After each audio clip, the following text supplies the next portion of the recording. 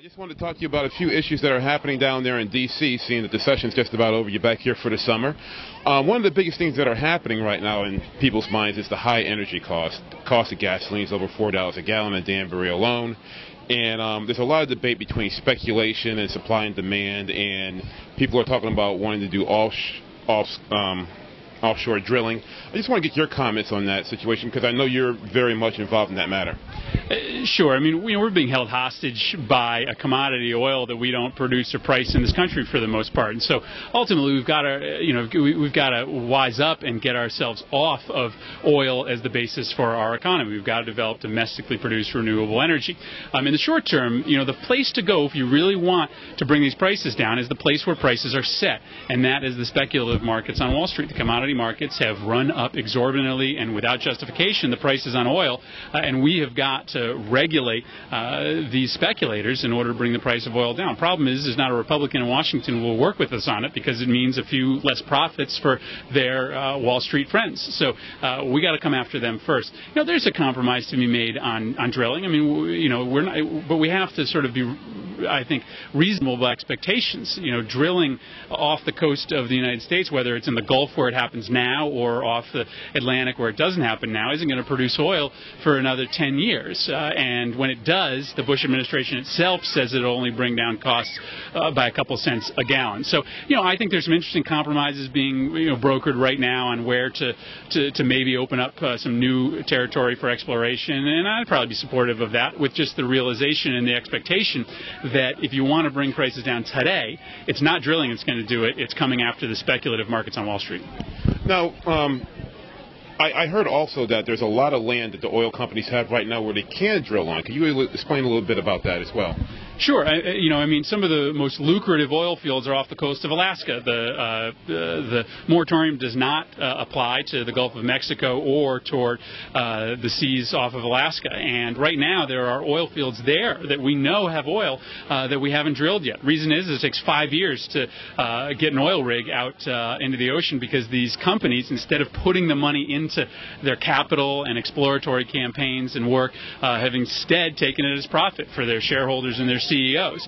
So, we got to start asking some tough questions of these oil companies. Are they intentionally limiting supply to keep the price up? And why are they sitting on, right now, permitted, licensed oil fields that they could be drilling in today? We're talking about, in the United States, 2% of the world's oil reserves. 80% of that 2% is currently allowable for drilling, and not all of it is being utilized.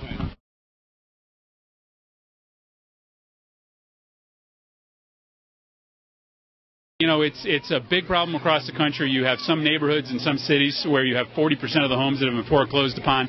We clearly aren't there yet in Connecticut, but here's the thing. We could be there if we don't take some preventative steps. So I'm just trying to help in any way I can. I've held mortgage and foreclosure assistance meetings and forums in Danbury and Waterbury. We'll do more as the need arises, trying to just hook people up with the counselors who can help them stay in their homes. There are resources out there for people, and I'm just trying to make those connections. In Washington, we've passed legislation that's going to give a big tax credit for first-time home buyers to try to get the real estate market started again, and we've created a new refinancing program to help people that can afford to stay in their home if they get refinanced into a rate they can afford, and we're going to open up the FHA program to allow for that. We think that we can get ourselves out of some of this mess, not all of it. I mean, some people are going to lose their homes, and some people should lose their homes. They got into something they can't afford. But for other people that can't afford at a 6 or a 7% interest rate to stay in, we're going to try to help them.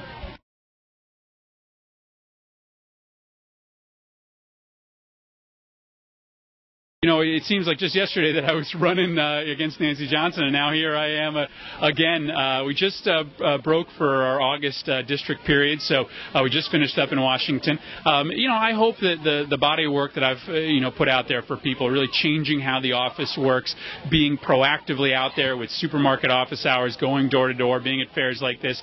I think I'm trying to show people that we're in this together, and that I don't want to listen to the lobbyists and the special interests in Washington. I want to listen to you, and I think that the issues that I've worked on, whether it be healthcare issues, trying to fight for universal healthcare, whether it be the biggest increase in veterans funding since the VA program, the biggest increase in student loan funding since the GI Bill. I think those are programs and issues that people care about. Now, I clearly have a target on my back. The Bush White House, as they've already shown, is going to throw everything they can at me to get rid of me, because they know that I'm trying to reverse so much of the damage that this president has done to this country, both domestically and abroad. And so I'm comfortable with that. You know, I take that as a sign of pride that George Bush and his whole family is going to come into the 5th District to try to get rid of me. But we need to get rid of the Bush policies and the politics of that administration that divided this country and still continue to divide it. And I hope that people will rise up and meet the challenge that we're presenting them this fall.